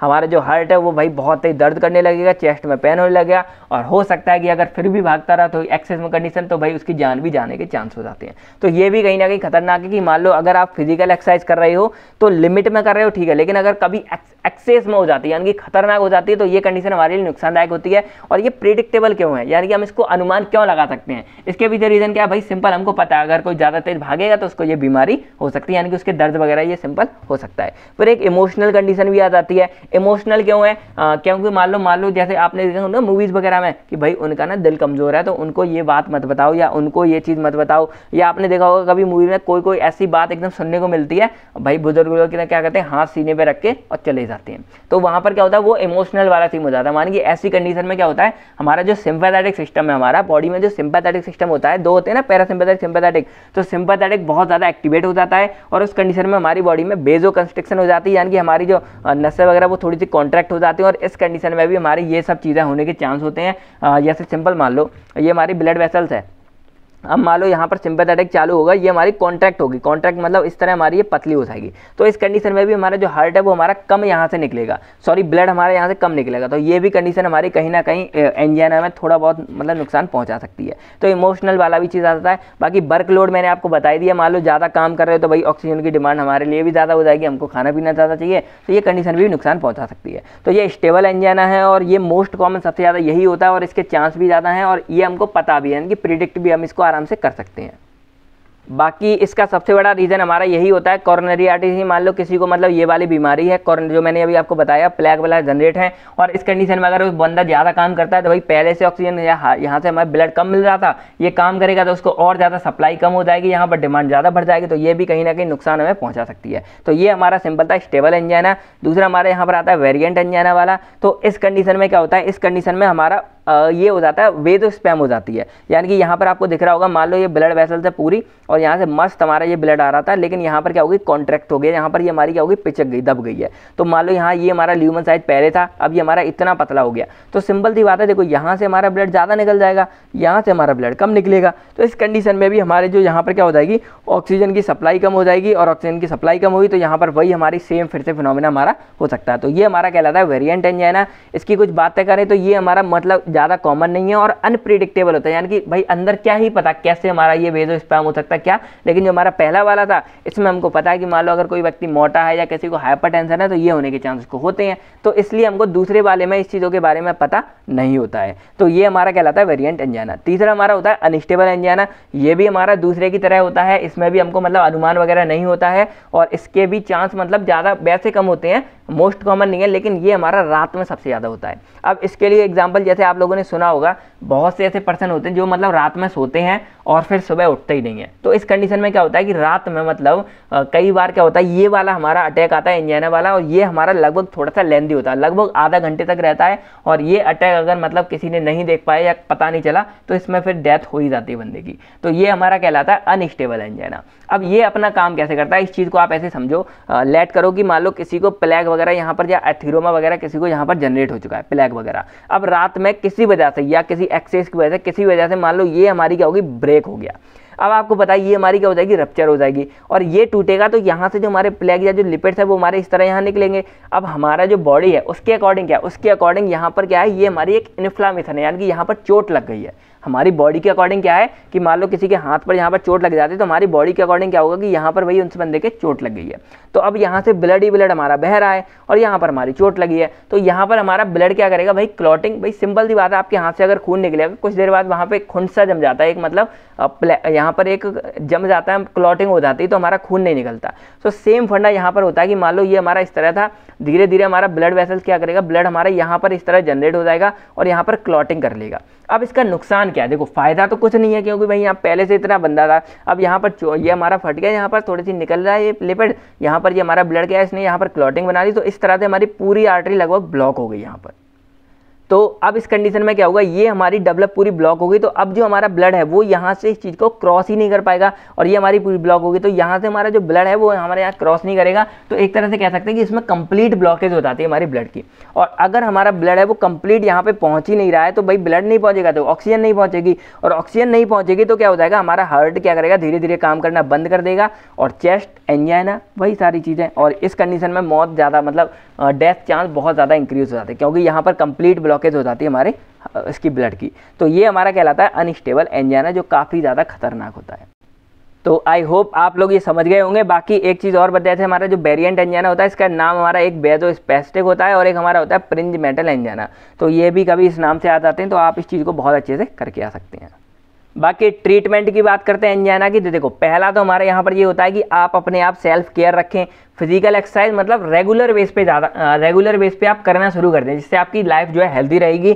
वजन वगैरह ज़्यादा ना बढ़ाएं, थोड़ा कम रखें, स्मोकिंग वगैरह आप बिल्कुल कम करें। बाकी एक हमारे कुछ थेरेपीज़ वगैरह भी इसमें दी जाती हैं आराम वगैरह के लिए। बाकी अगर जैसे मान लो एक हमारी होती है सर्जरी, जब मतलब ज़्यादा ही टिपिकल कंडीशन हो जाती है, तो सर्जरी में क्या होता है, जैसे आपको यहाँ पर दिख रहा था, एक मिनट, तो यहाँ पर इसको बोलते हैं हम कोरोनरी आर्टरी बाईपास सर्जरी। जैसे आपको मान लो कि हमने पता लगा ले कि इस जगह पे हमारी क्या है, यहाँ पर वही प्लेग जनरेट है, तो वहाँ पर हम क्या कर सकते हैं कि यहाँ से इसको काट के और ये हम डायरेक्टली क्या कर सकते हैं, इस जगह जोड़ सकते हैं। तो अब हमारा जो ब्लड है वो यहाँ से आराम से फ्लो होने लगेगा, और इस हिस्से को हमने अलग कर दिया। तो ये हमारी कहलाती है बाईपास, यानी कि हमने यहाँ से इसको बाईपास कर दिया, हमारा इस जगह पर ये जाएगा नहीं, तो यहाँ से अब हमारा जो है बाकी पूरी बॉडी में ट्रांसफर हो जाता है। तो इस कंडीशन को हम यहाँ पर क्या बोलते हैं, यहाँ पर अपना कोरोनरी आर्टरी बाईपास सर्जरी। तो इस तरह भी हम यहाँ पर इसको ट्रीट कर सकते हैं। लेकिन हमारा मेन उद्देश्य क्या है, हमारा मेन उद्देश्य होता है इसके ड्रग्स, यानी कि कौन कौन से ड्रग की मदद से हम यहाँ पर इस चीज़ को ठीक कर सकते हैं। तो देखो वैसे तो इसके बहुत सारे हैं, लेकिन हमारा जो मेडिकैम है, मेडिकैम में सिर्फ हमको दो चीज़ें पढ़नी है। एक हमारे हैं वेजोडाइलेटर्स, और एक हमारे यहाँ पर आते हैं कैल्शियम चैनल ब्लॉकर्स के बारे में। तो ये हमारी पूरी की पूरी कॉलोजी की है, लेकिन हमको दो मेन चीज़ों पर ध्यान रखना है। एक हमारा होगा यहाँ वेजोडाइलेटर्स के बारे में, और एक हमारे यहाँ पर होगा कैल्शियम चैनल ब्लॉकर्स के बारे में। तो वेलकम टू मेडिकैम। तो यहाँ पर हम देखते हो, यहाँ पर हमको जो पढ़नी है दो चीज़ें, तो इनके ड्रग्स आपको यहाँ लिख के मिल जाएंगे। बेजोडाइलेटर्स के ये हमारे हैं, और कैल्शियम चैनल के ये हमारे हैं। और यहाँ पर बात करें तो दो हमारे ऐसे कंपाउंड हैं जिसकी हमको क्या पढ़नी है, सिंथेसिस। अब बहुत लोगों के मन में एक क्वेश्चन आ रहा है यहाँ पर कि सर अगर हम सिलेबस को देखें, तो सिलेबस में यहाँ पर स्पेशली नहीं लिखा कि भाई सार ऑफ एंटी एंजाइना या किसी भी ड्रग का आपको यहाँ सार नहीं लिखा मिलेगा, लेकिन हाँ क्वेश्चन पेपर में आ सकता है। तो मैं इसके लिए, वैसे तो मैं एक मतलब बहुत सवाल आ रहे हैं सर मेडिकम को कैसे पढ़ें, याद कैसे करें, समझ नहीं आ रहा, पास कैसे हो, ये सब हो, तो उसके लिए मैं आपके लिए एक वीडियो लेके आ रहा हूँ। लेकिन यहाँ पर मैं आपको बता दूँ, देखो जिस भी कंपाउंड की आपको ये स्टार लगा मिल जाए वो हमारे लिए बहुत ज़्यादा इंपॉर्टेंट है। और सार वगैरह अगर आएगा तो आपसे उसी का पूछा जाएगा, और अगर सिंथेसिस आती तो आपको उसी की, और अगर कोई इंडिविजुअल कंपाउंड आता है तो वो भी आपके लिए वही आएगा। तो यहाँ पर आपके लिए इंपॉर्टेंट क्या है, नाइट्रोग्लिसरीन है और आइसोसॉर्बेट डाइनाइट्रेट, ये आपके लिए बहुत ज़्यादा इंपॉर्टेंट है। बाकी इसमें किसी पर नहीं लगा है, तो इसमें एक दो आपके लिए इंपॉर्टेंट, जैसे आपका पहला वाला पढ़ लो, फिर यहाँ पर निफेडिपिन पढ़ लो, और एक दो बस ऐसे ही कंपाउंड आपके लिए यहाँ इंपॉर्टेंट है। तो पहले हम समझते हैं इन वेजोडाइलेटर्स के बारे में। तो पहले हम इसका समझेंगे मैकेनिज्म, देन सार तो यहाँ पर है नहीं, देख लेते हैं सारा कुछ, देन हम इसके ड्रग्स के बारे में पढ़ेंगे। तो देखो पहले मैं आपको एक बेसिक चीज़ बताता हूँ जो आपके वेजोडाइलेटर्स और कैल्शियम चैनल ब्लॉकर दोनों में ही जो है काम आने वाली है। तो आपको यहाँ पर ये दिख रहा होगा, अब कह रहे होगा ये क्या ही खतरनाक सी चीज़ आ गई है। तो कुछ नहीं, ये हमारा क्या, एक स्मूथ मसल्स के अंदर का एक हमारा ये कॉन्ट्रैक्टिंग सेल है। अब कॉन्ट्रैक्टिंग सेल क्या होते हैं, तो इसको सिंपल ये समझो कि जैसे मान लो ये है हमारा, ये हमारी ब्लड वेसल्स है। तो यहाँ पर अगर मैं इसका ये लूँ तो ये हमारी क्या होगी, ये हमारी ल्यूमन साइज होगी, जिसको हम ल्यूमन बोलेंगे। तो अगर आपको याद हो तो ब्लड जो हमारा बहता है, वो हमारा ब्लड जो हमारी ब्लड वेसल्स है वो दो चीज़ें होंगी, एक हमारा उसमें होता है कॉन्ट्रैक्शन और एक हमारी होती है रिलैक्सेशन, तब जाके हमारा ब्लड बहता है। कैसे करके, देखो ये हमारा है तो ये हमारा पहले ऐसी हो जाएगी, फिर हमारी ऐसी होगी, फिर हमारी पतली होगी, फिर हमारी चौड़ी होगी। तो इस तरह से ये हमारी बहती है इस तरह से, और इसी में हमारा जो है ब्लड यहाँ से हमारा निकल के जाता है। तो इस तरह जाता है। अब मेरे पास यहाँ 3D में कोई चीज़ नहीं है, आप चाहो तो गूगल पे देख सकते हो कैसे ब्लड वेसल्स हमारे कोई भी ब्लड बहता है, आपको 3D में वहाँ पे ये चीज़ें दिख जाएंगी। तो इस तरह हमारा जो ब्लड है वो यहाँ से पास होता है, और इवन हमारा जो हार्ट है वो भी हमारे जो कॉन्ट्रैक्शन रिलैक्सेशन हमारा काम है वो भी हमारा इसी तरह करता है। तो यहाँ पर एक मैंने आपको सेल बताने की कोशिश कर रहा हूँ सिंपली कैसे होता है क्या होता है, तो इसको आप सिंपल समझ लो। वैसे तो ये वाला फंडा हमने कॉलोजी के अंदर जो हीमोडायनेमिक और इलेक्ट्रोफिजियोलॉजी ऑफ हार्ट था उसमें मैंने आपको सारा कुछ बता ही दिया था। तो देखो सिंपल होता क्या है कि कंडक्टिंग सेल से हमारे कुछ पॉजिटिव चार्ज आते हैं यहाँ। अब ये कंडक्टिंग सेल क्या है, सिंपल हमारी बॉडी में जो मतलब इलेक्ट्रिक इंपल्स वगैरह जनरेट करते हैं ना, वो चीज़ हमारी होती है जो हार्ट में अपने आप जनरेट होता है। अब ये सब बड़े फंडे हैं जो आप इलेक्ट्रोफिजियोलॉजी ऑफ हार्ट वाले टॉपिक जाके देख सकते हो कोलॉजी में, या आप सिंपल समझो। तो ये पॉजिटिव चार्ज क्या करते हैं, हमारे यहाँ सोडियम चैनल को एक्टिवेट करेंगे, तो हमारी बॉडी में यहाँ सोडियम आता है, सोडियम पॉजिटिव आया। अब सोडियम हमारी जहाँ पे अंदर आएंगे सेल के अंदर, तो ये हमारे इस कैल्शियम को चालू करेंगे, ये हमारा आया, फिर ये हमारा करता है इस कैल्शियम वाले चैनल को, जो हमारा होता है L type calcium channel. Confuse मत हो, बस आप समझते जाओ, सुनते जाओ। तो यहाँ पर हमारे ये एल टाइप का जो कैल्शियम चैनल है, ये हमारा बहुत ही ज़्यादा सेंसिटिव होता है, और ये हमारा क्या करता है, यहाँ से पॉजिटिव वाले कैल्शियम हमारे इस सेल के अंदर आने लगते हैं। तो जब ये हमारे कैल्शियम यहाँ पे अंदर आते हैं तो ये हमारा इस सार्कोप्लाज्मिक रेटिकुलम में चले जाते हैं। अब ये सार्कोप्लाज्मिक रेटिकुलम क्या करेगा, ये हमारे और कैल्शियम को प्रोड्यूस करेगा, क्या करेगा, और ज़्यादा कैल्शियम को प्रोड्यूस करेगा। तो इसने बनाया भाई और ज़्यादा कैल्शियम, और ये कैल्शियम हमारे क्या करेंगे, फर्दर इस जगह जाके बाइंड करेंगे। अब ये तीन चीज़ें क्या हैं, तो देखो यहाँ पर ये आपको दिख रहा है, ये हमारा है ट्रोपोनिन सी, और ये हमारे एक रिसेप्टर होता है, यानी कि इसके ऊपर हमारे कैल्शियम आके क्या करते हैं, बाइंड होते हैं। फिर ये आपको दिख रही होगी ये जगह, ये हमारी कहलाती है एक्टिन होते हैं यहाँ पर, ये भी हमारे कुछ एंजाइम है, और ये आपको दिख रही होगी ये हमारे होते हैं माइसिन। तो ये दोनों हमारे एंजाइम है। तो जब हमारा कोई भी कैल्शियम इस यहाँ ट्रोपोनिन सी के ऊपर जाके बाइंड करेगा, तो ये इस चीज़ों को एक्टिवेट कर देगा, और इसकी वजह से क्या होगा, ये और ये आपस में इंटरेक्ट होंगे, और इंटरेक्ट की वजह से ये हमारे इस तरह सिकुड़ेंगे, और इसी जब ये ऐसे हमारे कॉन्ट्रैक्ट होंगे, पतले होंगे, तो ये हमारी कहलाती है कॉन्ट्रैक्शन। और जब ये हमारी कॉन्ट्रैक्शन होती है, तभी हमारा जो ब्लड है वो हमारे यहाँ से निकलेगा, यानी कि ये हमारे स्मूथ मतलब यानी कि जो अंदर की हमारी लेयर होती है उसमें हमारे ये प्रेजेंट होते हैं। तो हमारी ये क्या हुई, एकदम कॉन्ट्रैक्ट हुई, और इस कंडीशन में हमारा जो ये हार्ट है, ये चीज़ है, ये हमारी हार्ट क्या जो हमारा ब्लड है वो हमारे यहाँ पर आगे बढ़ता है। तो ये चीज़ हमारी होती है यहाँ पर कॉन्ट्रैक्शन वाली। आई होप आप लोगों को थोड़ा समझ आ गया होगा। अब इसका मैं फंडा बनाऊँ सार्कोप्लाज्मिक रेटिकुलम का, तो आपको याद होगा कि कुछ हमारे इस तरह के नल होते थे पहले, मतलब आप राजस्थान वगैरह में ले लो या और तरफ, तो हमारे कुछ इस तरह के नल होते हैं। तो उसमें क्या होता है भाई, पानी हमारा बहुत ही ज़्यादा नीचे चला जाता है। तो उसमें हम क्या करते हैं, पहले हम क्या करते हैं, एक गिलास वाटर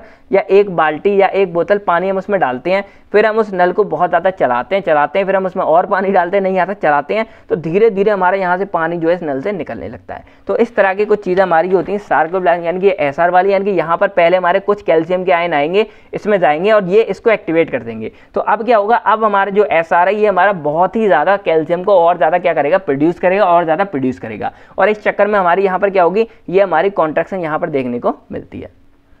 तो ये हमारा इस तरह से कॉन्ट्रैक्शन होते हैं। आई होप आप लोग कॉन्ट्रैक्शन समझ गए होंगे नॉर्मली। वैसे अगर आपको डिटेल्स में देखना हो तो आप इलेक्ट्रोफिजियोलॉजी हार्ट वाले ही आके देख लो, आपको सब समझ आ जाएगा। तो इस तरह से हमारी यहाँ पर जो है सारा का सारा जो खेल होता है उसमें हमारी ये कॉन्ट्रैक्शन इसी तरह से हमारी होती है। तो अब हम समझते हैं यहाँ पर वेज़ोडाइलेटर्स के बारे में। तो देखो इसी वेज़ोडाइलेटर्स को हम क्या बोलते हैं, ऑर्गेनिक नाइट्रेट, या फिर हम इसको नाइट्रेट बोलते हैं। क्या बोलते हैं, नाइट्रेट। अब नाइट्रेट्स क्यों बोलते हैं आप समझ जाएंगे। तो देखो इसके जो कंपाउंड्स होते हैं हमारे, आपको दिख रहा होगा अमाइल नाइट्रेट हो गया, या हमारे नाइट्रोग्लिसरीन हो गया, या आपको दिख रहा होगा बाकी हमारा पेंटाएराथ्रिटोल टेट्रानाइट्रेट हो गया, फिर हमारे यहाँ आइसोसॉर्बेट डाइनाइट्राइट हो गया, फिर हमारे यहाँ पर डाइपेरामिडॉल। तो देखा जाए मोस्टली हमारा इस वर्ड में क्या आ रहा है, एंड में नाइट्रेट या नाइट्रेट आ रहा है। तो इसीलिए जो हमारे ये कंपाउंड हमारे नाइट्रेट वर्ड से भी जाने जाते हैं, और इनको हम क्या बोल सकते हैं, यहाँ ऑर्गेनिक नाइट्रेट्स भी बोलते हैं। अब समझो ये हमारा काम कैसे करता है यहाँ पर सिंपली। तो देखो ये हमारे जो नाइट्रेट्स होते हैं ये हमारे किसी एक एंजाइम, हमारे यहाँ पर दो हैं, आप चाहो इनका नाम लिखो या आप चाहो तो छोड़ सकते हो, वरना ये हमारे क्या होते हैं, नाइट्रेट्स इन एंजाइम की मदद से अपने आप को नाइट्रिक ऑक्साइड में कन्वर्ट कर लेते हैं। अब ये हमारा मेन है, और यहीं से हमारी साइकिल जो है एकदम स्टार्ट हो जाती है, पाथवे आप बोल सकते हो कुछ भी। तो जब हमारे ये नाइट्रेट्स इस नाइट्रिक ऑक्साइड में कन्वर्ट हो जाते हैं, तो अब ये सारा फंडा शुरू होता है। तो ये नाइट्रिक ऑक्साइड क्या करते हैं, हमारे यहाँ पर ग्वानिलिन साइक्लेज को एक्टिवेट कर देते हैं। अब ये हमारे क्या होते हैं, देखो ये सब आपको याद हो तो जो हमारे पाथवे था जीपीसीआर या और हमारे कुछ रिसेप्टर थे उनके अंदर ये हमारी चीज़ें आ रही थी। अब अगर मैं इतना डिटेल्स में आपको पढ़ाऊंगा अंदर तो आप कंफ्यूज हो जाओगे, बस आप इतना समझो नाइट्रिक ऑक्साइड हमारे एक्टिवेट करते हैं यहाँ पर ग्वानिलिन साइक्लेज को, और ये हमारा क्या करता है, साइक्लिक जीएमपी को एक्टिवेट कर देता है। अब देखा जाए तो जीएमपी, ये जीएमपी और जीटीपी ये कहीं ना कहीं हमारे लिए क्या है, एक एनर्जी की फॉर्म है। क्या है हमारी, ये एनर्जी के कुछ ना कुछ फॉर्म है। तो यहाँ पर हमारा होता क्या है कि हमारे जैसे ही हमारे ये जीएमपी इंक्रीज हो जाता है, कैसे, हमारे ये जीटीपी से जीएमपी में कन्वर्जन हो जाता है। किसके थ्रू, यहाँ पर जीसी की थ्रू, मैं शॉर्ट में जीसी बोलता हूँ, यानी कि ग्वानिलिन साइक्लेज की थ्रू। कंफ्यूज मत हो, बस आप सिंपल समझो नाइट्रिक ऑक्साइड से हमारा बना यहाँ ग्वानिलिन साइक्लेज, और इसकी वजह से हमारा क्या हुआ, यहाँ पर हमारा जीएमपी बनने लग गया। और जीटीपी आपको पता है ये हमारे एनर्जी के ही रूप है, यहाँ पर ग्वानिलिन ट्राइफॉस्फेट हमारी ये एनर्जी के रूप है। तो इससे हमारा यहाँ पर क्या बन गया, साइक्लिक जीएमपी बन गया। अब इसने यहाँ पर काम क्या किया, तो देखो मैं आपको यहाँ पर अभी बताता हूँ। पहला इसने काम क्या किया, यहाँ पर हमारा जो प्रोटीन काइनेज एंजाइम होता है इसको इसने क्या कर दिया, डीफॉस्फोराइलेज कर दिया। अब कंफ्यूज मत होना ये चीज़ें कहाँ से आ रही हैं, कैसे। प्रोटीन काइनेज, अगर आपको याद हो आपने GPCR वगैरह पढ़ा था, वहाँ पर हमारा ये एंजाइम था प्रोटीन काइनेज, इसका बहुत ही ज़्यादा रोल था। तो जब हमारा ये प्रोटीन काइनेज एंजाइम क्या हो जाएगा, एक्टिवेट हो जाएगा, तो ये प्रोटीन काइनेज का काम क्या होता है, यहाँ पर आपको दिख रहा होगा ये एक्टिन है, ये माइसिन है। तो इन दोनों का जो इंटरेक्शन यानी कि इसका जो एक्टिवेशन हो रहा था, इन चीज़ों को ये क्या कर देता है, ये रोक देता है। यानी कि यहाँ पर अब चाहे यहाँ कैल्शियम लगे या ना लगे, इससे कोई फर्क नहीं पड़ रहा, ये क्या कर देगा, ये इस चीज़ों को इनएक्टिवेट कर देगा। और यहाँ पर जब हमारा ये माइसिन एक्टिवेट ही नहीं हो पाएगा, तो ना ये दोनों क्या होंगे, ये तो आपस में मिलेंगे ही नहीं, एक्टिन और माइसिन जब मिलेंगे ही नहीं, तो इनके बीच में क्या होगा, कॉन्ट्रैक्शन ही नहीं होगा। और जब यहाँ पर कॉन्ट्रैक्शन नहीं होगा तो सिंपल सा बात है, जैसे मान लो ये हमारी कॉन्ट्रैक्ट हो गई थी, ये हमारी क्या हो गई थी, कॉन्ट्रैक्ट। तो जब ये कॉन्ट्रैक्शन नहीं होगा तो यहाँ पर क्या होगी, डायलेशन होगी, और डायलेशन होने की वजह से क्या होगा, ये चीज़ हमारी और ज़्यादा वाइड हो जाएगी। अब मैं आपको सिंपल यहाँ दिखाता हूँ, मान लो यहाँ पर क्या हो गया, ये हमारी इतनी ज़्यादा थी, क्या थी, ये हमारी इस तरह की थी। अब यहाँ पर क्या होगा, ये हमारी डायलेट हो गई कि भाई यहाँ पर आ गया मान लो कोरोनरी आर्टरी डिजीज, तो ये हमारी इतनी पतली हो गई। अब हम क्या करें, अगर हम इसको डायलेट कर दें, हमने क्या किया, इस पूरे को उठा के यहाँ पर क्या कर दिया, डायलेट कर दिया। तो अब जो हमारी ये चीज़, ये हमारी क्या हो जाएगी, इतनी बड़ी, और यहाँ पर ये हमारा क्या है, ये प्लेक जनरेट है। तो यहाँ पर प्लेक के होते हुए भी यहाँ पर क्या हो गया, हमारी ब्लड वेसल डायलेट हो गई है। तो अब यहाँ पर जो हमारा ब्लड था वो हमारा आराम से क्रॉस कर पाएगा, क्या कर पाएगा, आराम से क्रॉस कर पाएगा। तो अब यहाँ पर क्या होगा कि हमारा ब्लड आराम से क्रॉस करेगा, तो यहाँ पर हमारी क्या हो जाएगी, ब्लड की जो सप्लाई है वो हमारी बढ़ जाएगी, और ब्लड सप्लाई बढ़ेगी तो हमारा जो ऑक्सीजन है वो नहीं कहीं ना कहीं क्या हो जाएगा, इंक्रीज हो जाएगा। तो कंफ्यूज मत हो, सिंपल यहाँ पर क्या हुआ कि यहाँ पर इन्होंने क्या किया, ये एक्टिन और माइसिन जो हमारे कॉन्ट्रैक्शन में हेल्प कर रहे थे, इन्होंने इस माइसिन को इनएक्टिवेट रहने दिया, यानी कि इन्होंने माइसिन को एक्टिवेट नहीं होने दिया। और इस चक्कर में यहाँ पर क्या हुआ कि अब जो हमारा एक्टिन और माइसिन था ये आपस में मिलेंगे नहीं, और यहाँ पर कॉन्ट्रैक्शन नहीं होगी, और हमारा जो कॉन्ट्रैक्शन वाली पूरी चीज़ थी, यानी कि जो हमारे स्मूथ मसल के अंदर कॉन्ट्रैक्शन हो रही थी, ये वाली चीज़ ये हमारी नहीं होगी। और जब ये हमारा कॉन्ट्रैक्ट नहीं होगा तो भाई सिंपल सी बात है, जब ये हमारा कॉन्ट्रैक्ट नहीं होता तो ये ऑटोमेटिक रिलैक्स होता है, तो ये हमारा क्या हो जाएगा, रिलैक्स हो जाएगा। और रिलैक्स का मतलब क्या है कि अब हमारी ये क्या हो रही है, बढ़ रही है, यानी कि वाइड हो रही है। और ये हमारी जब वाइड हो जाएगी तो इसके होते हुए, यानी कि ये हमारा जो प्लेग है इसके होते हुए भी हमें कोई दिक्कत नहीं होगी, और हमारा जो ब्लड है वो हमारे यहाँ से ईजिली क्या हो जाएगा, क्रॉस कर जाएगा। और दूसरा जो हमारा ये साइक्लिक GMP, इसका एक और काम होता है, ये क्या करता है, यहाँ पर आपको दिख रहे होंगे हमारे कैल्शियम यहाँ से अंदर आ रहे थे, तो ये क्या करेगा, ये इस कैल्शियम को भी थोड़ा सा इनहिबिट करेगा, यानी कि अब जो कैल्शियम हमारे यहाँ से अंदर आ रहे थे वो उनकी क्या हो जाएगी, कंसंट्रेशन यानी कि उनकी संख्या क्या हो जाएगी, कम हो जाएगी। तो अब जब हमारे कैल्शियम यहाँ से कम आएंगे तो भाई सिंपल सी बात है, यहाँ कम होंगे तो भाई यहाँ भी कम पहुँचेंगे, और यहाँ कम पहुँचेंगे तो यहाँ भी हमारे कम इसके साथ अटैच होंगे, और कैल्शियम जो हमारे इसके पास कम अटैच होंगे तो भाई कॉन्ट्रैक्शन हमारी क्या होगी, ऑटोमेटिक कम होगी। तो इस तरह से हमारी अगर कॉन्ट्रैक्शन कम होगी तो हमारी बॉडी में यहाँ पर क्या होगा, हमको देखने को मिलेगा रिलैक्सेशन, और इसकी वजह से हमारी बॉडी में क्या होगा, अब यहाँ पर धीरे धीरे जो हमारा हार्ट है उसके पास भाई वर्क लोड क्या हो जाएगा, कम हो जाएगा। क्यों हो जाएगा, क्योंकि भाई यहाँ पर क्या हो रही है, यहाँ पर कॉन्ट्रैक्शन कम हो रही है, और कॉन्ट्रैक्शन कम की वजह से अब हमारे हार्ट है उसको भाई काम क्या करना पड़ेगा, अपना थोड़ा सा कम। तो इस वजह से जितना ऑक्सीजन है उसमें उसका काम चल जाएगा, और ये चीज़ हमारी बहुत ही ज़्यादा क्या करती है, हेल्प। तो देखो यहाँ पर फाइनली हमारी बॉडी में हुआ क्या, कॉन्ट्रैक्शन कम हुई तो रिलैक्सेशन ज़्यादा हो गई, और जो हार्ट का हमारा काम था प्री लोड आफ्टर लोड वाला, ये हमारा कम हुआ। अब प्री लोड आफ्टर लोड क्या है, हमारा हार्ट जो पंप करने से पहले ले रहा है वो हमारा प्री लोड है, जो पंप करा वो हमारा आफ्टर लोड है, यानी कि यहाँ पर दोनों ही जगह हमारा जो ब्लड था वो हमारा क्या हो जाएगा, कम हो जाएगा। तो इस तरह से ये सारे के सारे काम हमारे होते हैं इसके नाइट्रेट यानी कि वेजोडायलेटर की मदद से। तो यहाँ पर आपको नाम से ही समझ आ रहा होगा वेजोडायलेटर, यानी कि यहाँ पर क्या हुआ, हमारी जो ब्लड वेसल्स थी वो हमारी यहाँ पर क्या हो गई है, डायलेट हो गई है, और इस वजह से हमको बहुत ज़्यादा यहाँ पर क्या मिली है, हेल्प मिली है। और देखा जाए तो कहीं ना कहीं ये हमारे इसमें भी हेल्प करते हैं, मतलब यहाँ हमारी सिकुड़ गई है तो अगर यहाँ पर हम इसका यूज़ करेंगे तो ये भी इस चीज़ को डायलेट करने में क्या करेंगे, हेल्प करेंगे, यानी कि इस ब्लड वेसल को ये एक तरह से चौड़ा कर रहे हैं बस। और जब ये हमारी डायलेट हो जाएगी तो हमारा जो ब्लड है वो हमारा आराम से इसको क्रॉस कर पाएगा। तो ये इसका होता है सिंपल सा मैकेनिज्म। अब हम बात करते हैं यहाँ पर इसके ड्रग कंपाउंड के बारे में। तो देखो यहाँ पर हमारे टोटल कितने ड्रग हैं, यहाँ पर 5 ड्रग हैं, तो एक एक करके हम सभी को यहाँ पर समझते हैं। तो पहला हमारा यहाँ पर आता है अमाइन नाइट्रेट के बारे में।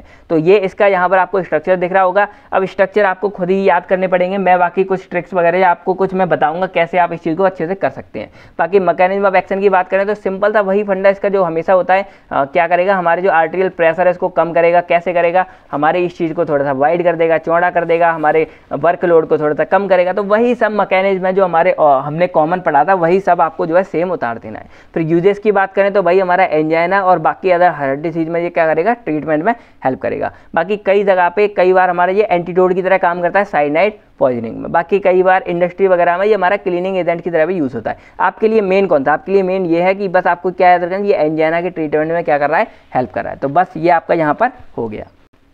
दूसरा हमारे यहाँ पर आता है नाइट्रोग्लिसरीन, और ये वाला कंपाउंड हमारा कहीं ना कहीं काफ़ी ज़्यादा इंपॉर्टेंट है, इसको आपको बहुत अच्छे से समझना है। तो इसी नाइट्रोग्लिसरीन को हम यहाँ पर GTN नाम से भी जानते हैं। GTN मतलब होता है glycerine trinitrate for TN और G फॉर ग्लिसराइल। तो ग्लिसराइल ट्राई नाइट्रेट ये हमारा सिंपल होता है। अब यहाँ पर बना कैसे है, तो आपको दिख रहा होगा ग्लिसरीन का आपको कंपाउंड बता होगा CH2OH CHOH CH2OH, तो ये हमारा सिंपल ग्लिसरॉल का होता है। तो यहाँ पर बस आपको नाइट्रेट जोड़ देना है, तो NO2 जुड़ गया, 3 बार जोड़ा तो यहाँ ट्राई वर्ड आ गया। तो इस तरह ये हमारा बहुत ही सिंपल आपको याद करने में है। मैकेनिज्म ऑफ एक्शन की बात करें तो जैसे हमारा सबका होता है उसी तरह होता है, बस हमारा नाइट्रोग्लिसरीन क्या करेगा, पहले खुद को नाइट्रिक ऑक्साइड में कन्वर्ट करेगा, फिर वही नाइट्रिक ऑक्साइड का जो काम था ग्वानिलीन साइक्लेज को एक्टिवेट करना, फिर वहां से वो क्या करेगा साइक्लिक GMP को एक्टिवेट करेगा, वो हमारा फर्दर कैल्शियम की एंट्री को रोकेगा, इधर जाके हमारा माइसिन को इनएक्टिवेट रखेगा। तो हमारे यहाँ दोनों ही तरफ से कॉन्ट्रैक्शन कम हो जाएगी, रिलैक्सेशन बढ़ जाएगी। तो वही इसका सेम मैकेनिज्म यहाँ पर हो जाएगा। यूजेस की बात करें तो ये भी हमारा एंजाइना बाकी चीज़ों में हेल्प करेगा। बाकी ये जो हमारा होता है नाइट्रोग्लिसरीन, आप लोगों ने शायद देखा होगा कभी मार्केट वगैरह में इसको डायरेक्टली जो है टैबलेट की तरह मिलती है, और सबलिंगुअल यानी कि जीभ के नीचे इसको रख लो और बहुत ही फास्ट एक्ट करती है, यानी कि जीभ के थ्रू ये हमारी सबलिंगुअली हमारी बॉडी में बहुत अच्छे से रिस्पॉन्स करती है। तो ये हमारे हो गई नाइट्रोग्लिसरीन वाली हो गई। अब हमको जो है इसकी सिंथेसिस भी पढ़नी है। तो सिंथेसिस बहुत ही सिंपल है, हमको यहाँ पर लेना है ग्लिसरॉल और इसकी हमको नाइट्रेशन करा देनी। नाइट्रेशन में क्या हो रहा था, हम भाई HNO3 का करा रहे थे H2SO4 के प्रेजेंस में, तो वही हमको यहाँ सिंपल करा देना है। अब यहाँ से जो HNO3 है, यहाँ पर हमारा NO2 हमारा क्या होगा, यहाँ पर इसके H हमारा हटता चला जाएगा तीनों से, और NO2 हमारे यहाँ पर जुड़ जाएगा। तो बहुत ही सिंपल हमारे यहाँ पर ये इसकी सिंथेसिस है। तो ये हमारा हो गया नाइट्रोग्लिसरीन। तीसरा हमारा यहाँ पर आता है पेंटा एराइथ्रिटॉल टेट्रानाइट्रेट। तो ये भी हमारा सेम पिछली वाले की तरह है, बस यहाँ पर जो बीच वाला कंपाउंड है इसके साथ हमने कुछ छेड़छाड़ की है। कैसे, यहाँ पर और यहाँ पर हमारा क्या जुड़ जाएगा, CH2ONO2। तो ये चीज़ आपको याद रखनी है। कई बार क्या होता है, अगर आपको याद रखना है तो आपको ये देखना है पहले वाले से क्या लगता। तो देखो नाइट्रोग्लिसरीन हमारा इस तरह था, तो देखो ये और ये तो हमारे इसमें सेम है, लेकिन बदला क्या बीच में। तो बीच में हमारे यहाँ पर क्या जुड़ जाएगा, बीच में जुड़ रहा है CH2ONO2। तो इस तरह आप इस चीज़ को याद कर सकते हैं। तो ये हमारा हो गया पेंटा एराइथ्रिटॉल टेट्रानाइट्रेट। मैकेनिज्म की बात करें तो सेम है जैसा हमारा पहले वाले का था, जैसा हमारा सबका था। ट्रीटमेंट की बात करें तो एंजाइना और बाकी चीज़ों में ये हमारे क्या करेगा, हेल्प करेगा। तो बस सेम है, बाकी मतलब इसमें आपको ज़्यादा कुछ ऐसा भी डरने की जरूरत नहीं है। फिर हमारे यहाँ आता है आइसोसॉर्बेट डाइनाइट्रेट। तो इसका स्ट्रक्चर कुछ अलग सा है, आप यहाँ पे देख लो। बाकी बात करें तो हमारा सेम है, सिमिलर इसका मैकेनिज्म जैसे हमारा पहले हो रहा था। सिंथेसिस की यहाँ पर बात करें तो यहाँ पर आपको लेना है कि डी-सॉर्बिटॉल नाम का आपको क्या लेना है, कंपाउंड लेना है। तो इस तरह का है, ये चीज़ भी आपको याद करनी पड़ेगी। थोड़ा एक दो बार आप लिख के देखेंगे, आपको याद हो जाएगी। फिर यहाँ पर इसकी कर लेंगे, इसके साथ रिएक्शन कराएंगे तो ये हमारी एक साइक्लिक स्ट्रक्चर के फॉर्म में ले लेगा और कुछ इस तरह का हमारा आइसोसॉर्बिड वाला कंपाउंड बन जाएगा। और ये जो हमारा आइसोसॉर्बिड है, ये हमारा कार्बन 6 वाला कंपाउंड है और ये हमारा आइसोसॉर्बिड की फॉर्म में बन गया। और जब हम इसकी क्या कराएंगे, नाइट्रेशन, तो नाइट्रेशन करा देंगे। देखो आपने ये याद कर लिया, तो बस आपको ये H और ये H हटाने और यहाँ पर आपको NO2 जोड़ देना है। तो बस ये हटाया और यहाँ पर आपने NO2 जोड़ दिया और हमारा बन गया आइसोसॉर्बेट डाइनाइट्रेट। डाई मतलब यहाँ पे दो जगह हमारा क्या है, नाइट्रेट ग्रुप है, तो डाइनाइट्रेट हमारे ये बन गया। तो इस तरह से हम इसकी सिंथेसिस कर सकते हैं, बहुत ही ज़्यादा इजी है। यूजेस की बात करें तो वही हमारा एंजाइना में ये मतलब वो ट्रीटमेंट में हेल्प करता है। सबलिंगुअल और च्यूबल टैबलेट, यानी कि चूसने वाली टैबलेट या फिर जीभ के नीचे रखने वाली, दोनों तरह से ये हमारे काम आ रहा है। तो ये हमारा हो गया यहाँ पर चौथा आइसोसॉर्बेट डाइनाइट्रेट के बारे में। फिर हमारे यहाँ पर आता है डाइपाइरिडामोल। तो इसका स्ट्रक्चर थोड़ा सा खतरनाक है, अब यहाँ देख सकते हैं। बाकी इसके मैकेनिज्म की बात करें तो इसका मैकेनिज्म थोड़ा सा अलग है, वो मैं आपको यहाँ बता देता हूँ। तो देखो यहाँ पर इसका दो तरह से ये हमारा काम करता है। पहला इसका मैकेनिज्म क्या है कि ये हमारा एक एंजाइम होता है फॉस्फोडाइस्टरेज एंजाइम, तो इसको क्या कर देता है, इनहिबिट कर देता है। अब ये जो हमारा एंजाइम है फॉस्फोडाइस्टरेज, इसका काम क्या होता है कि जो हमारी यहाँ पर जो सेल के अंदर हमारा साइक्लिक AMP और साइक्लिक GMP ये जो प्रेजेंट होते हैं ना, इसको ये अपने आप क्या करता है, ब्रेक डाउन करता है। अब जैसे मैं यहाँ पे ये हमारा साइक्लिक GMP है, तो ये हमारा क्या कर रहा था, यही तो हमारा मेन काम करा वेज़ोडाइलेटर्स में। भाई प्रोटीन काइनेज को यहाँ पर डीफॉस्फोराइलेट कर रहा है, फिर यहाँ पर कैल्शियम की एंट्री को रोक रहा है, तो सारे काम हमारे ये कर रहा है। तो जो हमारा ये एंजाइम था फॉस्फोडाइस्टरेज, ये एंजाइम हमारा क्या कर रहा था, ये इस चीज को खत्म कर रहा था। क्या कर रहा था, इसको खत्म। तो हम क्या करते हैं कि जो हमारे ये एसिड ड्रग्स हैं, ये क्या करते हैं, ये इस एंजाइम को ही खत्म कर देते हैं। तो जब हमारा ये एंजाइम खत्म हो जाएगा तो क्या होगा, धीरे धीरे इसकी ऑटोमेटिक संख्या बढ़ने लगेगी, क्योंकि इसको मारने वाला जो बंदा था वो हमारा खत्म हो चुका है। तो अब हमारा जो साइक्लिक GMP है उसकी संख्या हमारी यहाँ बढ़ने लगेगी, और जब हमारा साइक्लिक GMP बढ़ेगा तो ये हमारे कैल्शियम की एंट्री को रिड्यूस करेगा, यहाँ हमारा प्रोटीन काइनेज को एक्टिवेट कर रहा है, यहाँ हमारे माइसिन की एक्टिवेशन हमारी खत्म हो रही है, और इन दोनों का इंटरेक्शन कम होगा। दोनों ही केस में हमारी क्या होती है, रिलैक्सेशन होती है, जो हमारी फर्दर क्या करेगी, वेज़ोडाइलेशन करेगी। तो इस तरह से हमारा ये यहाँ पर सीन होना हो जाता है। दूसरा हमारा यहाँ पर सीन क्या है, इसका एक और काम होता है, ये क्या करता है हमारे एडिनोसिन इनटू प्लेटलेट, यानी कि हमारे जो रीअपटेक हो रहा था उसको ये रोक देता है। अब इसका मैं सिंपल आपको बताता हूँ क्या मतलब होता है। जैसे मान लो यहाँ पर ये हमारी ब्लड वेसल्स है और इसके अंदर हमारा ब्लड बह रहा है, तो अगर कहीं पर क्लॉटिंग वगैरह होती है, मान लो कहीं पर क्लॉटिंग या थक्का लगता है, तो भाई ये चीज़ हमारी क्या होगी, ये चीज़ हमारी रुकावट बन रही है इसमें, और रुकावट बनेगी तो भाई रुकावट में तो खेद हमको चाहिए नहीं, क्योंकि हमको चाहिए ब्लड की सप्लाई फुल इज्जत में, यानी कि ज़्यादा, और इसकी वजह से हमें क्या चाहिए, यहाँ पर ब्लड सप्लाई ज़्यादा होगी तो ऑक्सीजन की सप्लाई भी हमारी क्या होगी, ज़्यादा होगी। तो अगर इस तरह की क्लॉटिंग वगैरह कहीं भी बनती है तो ये चीज़ हमारे लिए क्या हो सकती है, हानिकारक। तो ये जो हमारे होते हैं ये इस क्लॉटिंग को भी क्या करते हैं, रिड्यूस करते हैं, ब्लड क्लॉटिंग या प्लेटलेट वाली चीज़ को यहाँ पर क्या करते हैं, ये थोड़ा सा कम करते हैं, ब्लड की जो क्लॉटिंग है उसको थोड़ा सा कम करते हैं। तो इस तरह से ये हमारा एक और दूसरा मैकेनिज्म यहाँ देखने को मिलता है। बाकी ये हमारे साइक्लिक एएमपी वाली चीज़ को भी बढ़ाते हैं, और आपको पता है साइक्लिक एएमपी हमारा क्या था, जीपीसीआर में ये सेकेंडरी मैकेनिज्म की तरह काम करता था, जो हमारा फर्दर और आगे जाके अपना काम कर रहा था। तो ये सब हमारे इस तरह यहाँ पर काम करते हैं। यूजेस की बात करें तो देखो यहाँ पर पहले ही हमारा आ गया एंटी प्लेटलेट ड्रग, यानी कि वही मैंने आपको बताया प्लेटलेट बनने से थोड़ा सा ये उसको कम करेगा। बाकी हमारा ब्लड वेसल्स को डायलेट करेगा, तो डायलेट तो इसको करना ही है, जो मैंने आपको पहले बता दिया। फिर हमारा बेजोलाइट की तरह यूज हो रहा है किसमें, एंजाइना को ट्रीट करने में। तो ये इसके सिंपल से फंडे हो गए। तो यहाँ तक आप समझ गए अपने वेजोडाइलेटर्स के बारे में। अब बात आती है हमें कैल्शियम चैनल ब्लॉकर्स के बारे में समझने के लिए। तो देखो कैल्शियम चैनल ब्लॉकर आपको नाम से ही समझ आ रहा होगा क्या, कि यहाँ पर हम क्या कर रहे हैं, कैल्शियम के जो चैनल है उसको हम यहाँ पर क्या कर रहे हैं, ब्लॉक कर रहे हैं। हाँ, एक चीज़ मैं आपको बताना भूल गया, जैसे आप लोगों के मन में एक आता है कि सार अगर आ गया तो हम क्या करेंगे। तो देखो वैसे सिलेबस में स्पेशल लिखा नहीं है, लेकिन हमारा सार आ सकता है, और जो सार हमारा आएगा उसमें मोस्टली जो हमारे चांस रहेंगे वो आपके लिए दो चीज़ों के रहेंगे। एक यहाँ पर आपके लिए रहेगा नाइट्रोग्लिसरीन के बारे में, और दूसरा आपके लिए यहाँ पर रहेगा आइसोसॉर्बेट के बारे में। तो यहाँ पर आपको देखो ये दिख रहा होगा आइसोसॉर्बेट डाइनाइट्रेट। तो अब अगर मान लो इसके सार आता है, तो देखो अब इसमें ऐसा कुछ तो है नहीं बताने वाला, तो अगर सार आता है तो आप क्या बता सकते हो।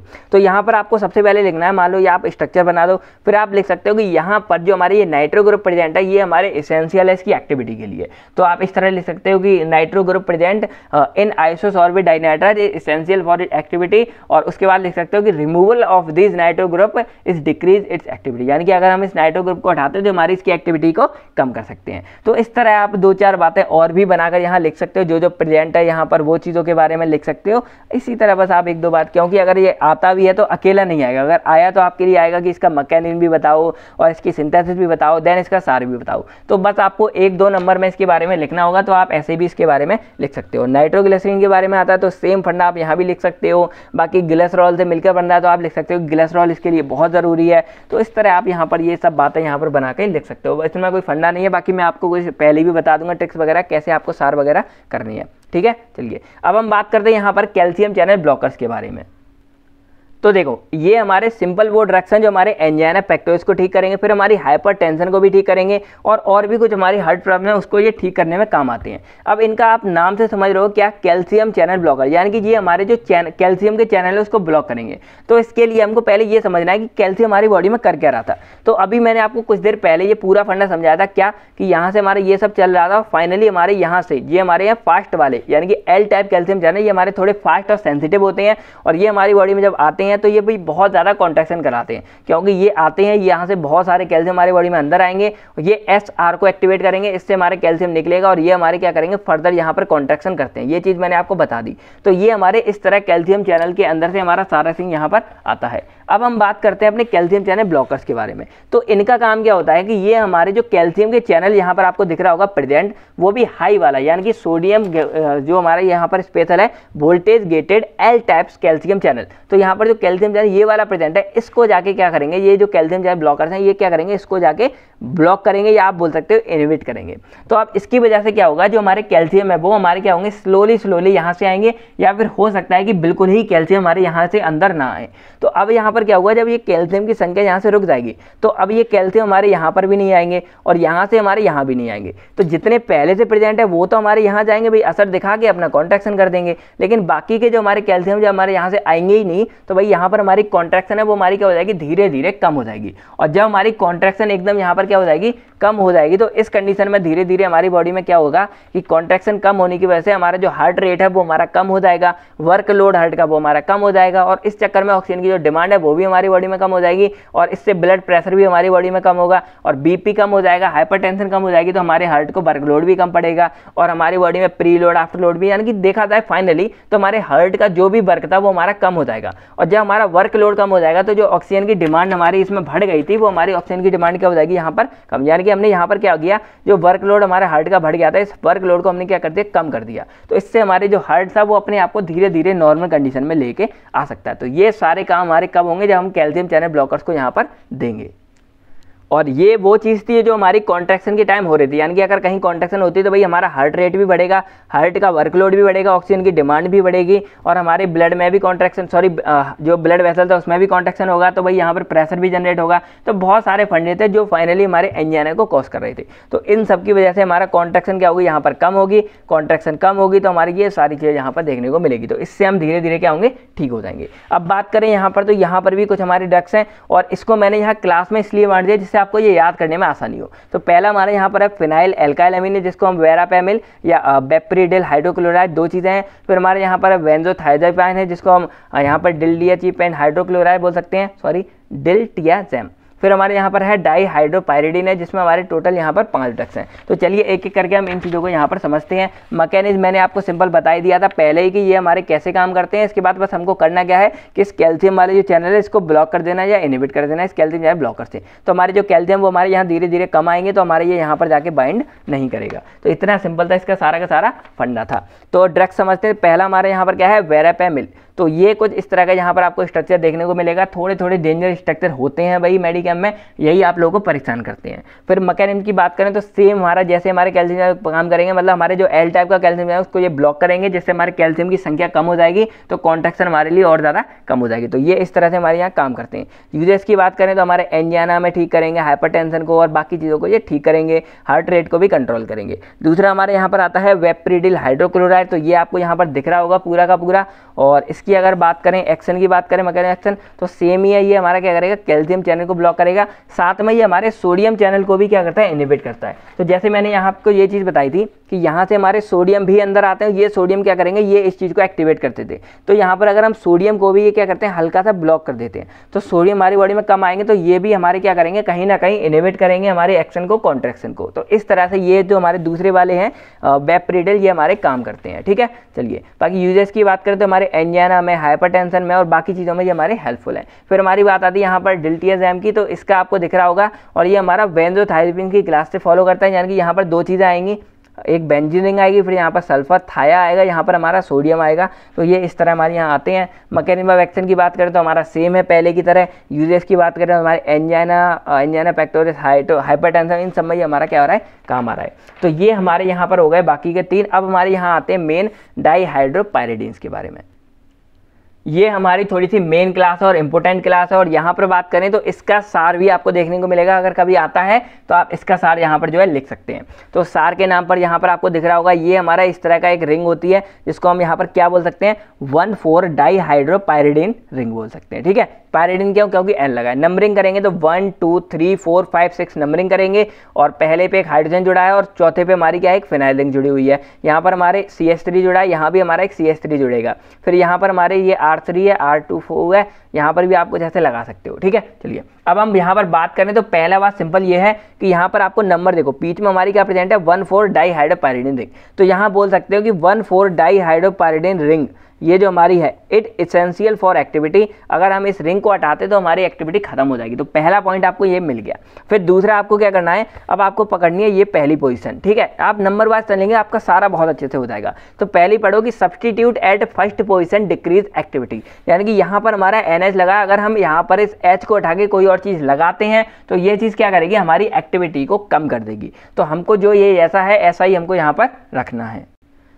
अब समझते हैं हम यहाँ पर सेकंड के पोजीशन के बारे में। तो देखो यहाँ एक और पॉइंट आता है, methyl group at position 2 and 6 increases its activity and essential for activity. यानी कि यहाँ पर बात करें तो जो हमारे ये 2nd पोजीशन 6th पोजीशन है, यहाँ पर हमारा CH3 ग्रुप यानी कि मिथाइल ग्रुप का होना बहुत ही अच्छा है और उसकी एक्टिविटी को ये चीज़ बढ़ाती है। तो अगर हम यहाँ से CH3 ग्रुप हटाते हैं तो इसकी एक्टिविटी को हटा देगा। लेकिन यहाँ पर एक एक्सेप्शनल केस में वो हमारा क्या है, एमलोडिपेन है, जिसको आप देखेंगे तब आप इसको समझ जाएंगे। तो ये इस तरह से हमारा होता है। तो आपने क्या समझ लिया, 1 समझ लिया, 2 समझ लिया, 6, अब बचा हमारा 3, 4, 5। तो अब हमारे लिए यहाँ पर पॉइंट क्या आता है, presence of ester group at position 3rd and 5th increases the activity. यानी कि जो हमारा ये तीसरा और 5वीं पोजीशन है, अगर हम इन कंडीशन पे कोई ईस्टर ग्रुप लगाते हैं, ईस्टर ग्रुप मतलब क्या, मान low carbon double bond O और यहाँ पे O, तो इस तरह से हमारा ये क्या हो गया, एक ईस्टर ग्रुप हो गया। तो अगर हम ऐसे एक ईस्टर ग्रुप यहाँ पर लगाते हैं तो ये हमारी इसकी एक्टिविटी को क्या करेंगे, और ज़्यादा इंक्रीज कर देंगे, समझे, और ज़्यादा इंक्रीज कर देंगे। तो इस तरह से ये हमारे 3rd एंड 5th पोजीशन पे भी आपने देख लिया। अब हमारा बचा लास्ट 4th पोजीशन।